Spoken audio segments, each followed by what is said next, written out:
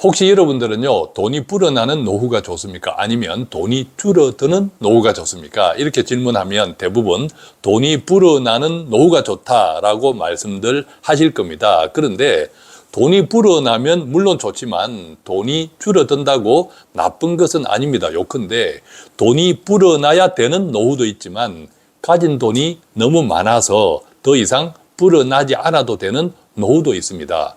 형편에 따라 다르다는 뜻입니다. 물론 돈이 불어나야 되는 노후는 그만큼 신경 쓸 일도 많습니다. 예나 지금이나 가만히 있는다고 돈이 불어나지 않기 때문이죠. 그렇다면 돈이 불어나지 않아도 되는 노후는 편안하기만 할까요? 그렇지도 않습니다. 돈이 불어나지 않으면 마음이 불편해집니다. 왜냐하면 지금 가진 돈이 많건 적건 상관없이 평생을 돈을 불리는 것을 당연하게 생각하며 살아왔기 때문입니다. 그래서 노후는요, 돈이 불어나거나 혹은 불어나지 않아도 되는 것과 전혀 별개로 반드시 줄어들면 안 되는 것이 있습니다. 그것이 무엇일까요? 바로 행복입니다. 예컨대 돈이 불어나는 노후와 돈이 줄어드는 노후에서 돈 대신 행복을 넣어 보겠습니다. 그러면 어떻게 질문이 바뀌냐면 행복이 불어나는 노후와 행복이 줄어드는 노후로 바뀝니다. 그러면 당연히 지금 가진 돈이 많든 적든 누구나 행복이 불어나는 노후를 원할 것입니다. 그렇다면 지금까지 질문을 종합해 보겠습니다.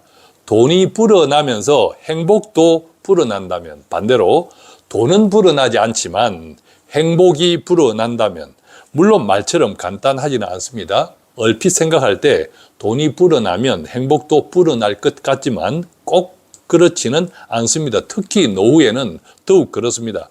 반대로 돈은 더 이상 불어나지 않아도 되지만 행복이 불어나는 경우도 쉽지만은 않습니다. 그래서 오늘은 돈이 불어나면서 행복도 불어나는 방법, 또한 돈은 불어나지 않지만 행복이 불어나는 방법을 생각해 보겠습니다. 사실 노후에 크게 신경 쓰지 않고 돈을 불리는 것은 크게 어렵지 않습니다. 돈 파는 가게, 바인 투자 자문에서 자문 서비스를 받고 계신 분들은 어느 정도 공감하실 겁니다. 가장 단순한 방법은 자본주의와 동업하는 것인데요. 즉 자본주의의 평균적인 성장에 숟가락 하나 얹는 방법입니다. 가끔씩 소개해드리지만 대표 사원인 저와 함께하는 매달 적금식 ETF라든가 배당 중심의 목돈 관리에 적합한 에그팩토리 같은 경우가 해당하는데요.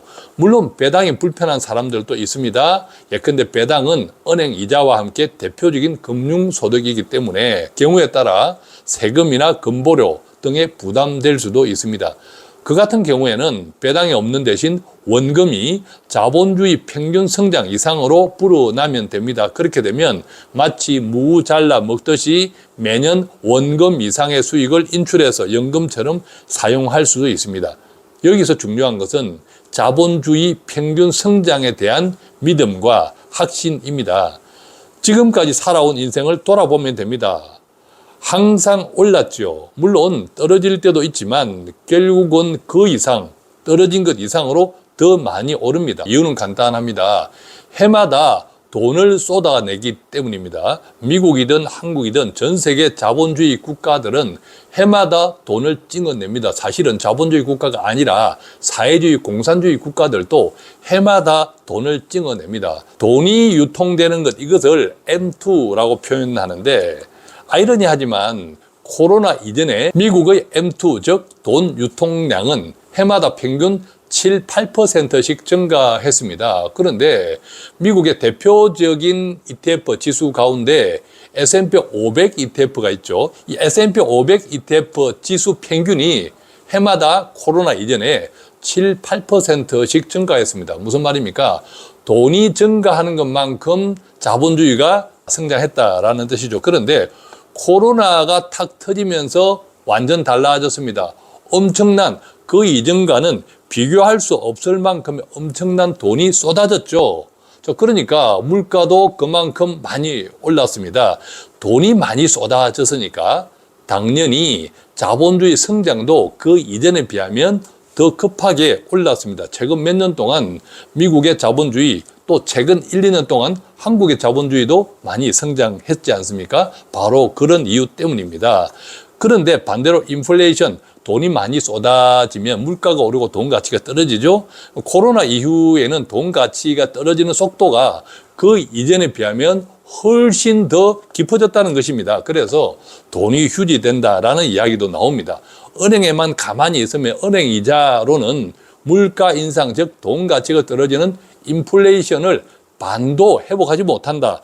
그래서 그 상태로 오랫동안 지속이 되면 돈 가치가 형편없이 떨어진다. 심지어 휴지된다는 이유이기도 합니다. 그래서 자본주의 평균적인 성장에 숟가락을 얹는 가장 간단한 방법은 대표적인 국가의 대표 지수에 투자하는 방법. 예컨대 미국 같으면 S&P 500이나 나스닥 100, 한국 같으면 코스피 200이나 코스닥 150 같은 데에 지수 ETF에 매달 적금씩, 또는 내가 여윳돈이라면 기다릴 수 있는 목돈, 여윳돈이라면 분할해서 투자하는 방법, 또는 그 같은 지수들을 중심으로 몇 가지 다른 지수들을 포트폴리오로 운용하는 방법, 그 대신 꾸준하게 하는 방법, 그런 것들이죠. 그래서 그것이 습관이 되면 사실 노후에 크게 신경 쓰지 않고 돈은 불어납니다. 자, 그런데요, 돈이 불어나지 않아도 되는 노후도 어렵지는 않습니다. 예컨대 있는 자산을 잘 활용하는 것만으로도 충분하죠. 예컨대 있는 돈을 매년 필요한 만큼 따로 빼서 은행에 넣어놓고 매달 찾아 쓰면 됩니다. 핵심은 월 현금 흐름을 여유 있고 풍족하게 하는 것이죠. 이때 주택 유동화도 괜찮습니다. 이른바 주택연금을 활용하는 거죠. 또한 이 건강보험료 때문에 국민연금을 당겨서 받는 조기연금이 좋다. 자, 이런 이야기도 있잖아요. 그것도 마찬가지입니다. 조기연금을 받아서 월 적금식으로 투자할 수도 있는 거죠. 예컨대 조기연금을 받아서 그것을 쓰지 않아도 된다면 미리 받아서 투자에 활용할 수도 있습니다. 이런 것들을 종합적으로 살펴서 내 형편과 경험에 맞는 노후 자산 관리를 해야겠죠. 그래서 제가 가끔 전화로 또는 상담 오시는 분들한테 호구조사다라는 이름으로 자세하게 여쭙는 이유, 형편과 경험을 여쭙는 이유도 바로 그 때문입니다. 자, 그런데요, 지금까지 말씀드린 내용에 행복을 결합시키면 또 달라집니다. 즉, 돈을 불려야 하든 반대로 불리지 않아도 되는지와 상관없이 행복이 불어나기 원한다면 반드시 지켜야 할 원칙이 있습니다. 특히 이것은 노후에 돈을 불릴 때 나타나는 치명적인 위험이기도 합니다. 그것이 무엇일까요? 바로 돈 쓰는 습관을 들이는 일입니다. 즉, 돈을 불려야 하든 반대로 불리지 않아도 되는지와 상관없이 돈 쓰는 습관을 잘 길들이지 않으면 행복이 멀어질 수 있습니다. 행복이 불어나지 않을 수 있다는 겁니다.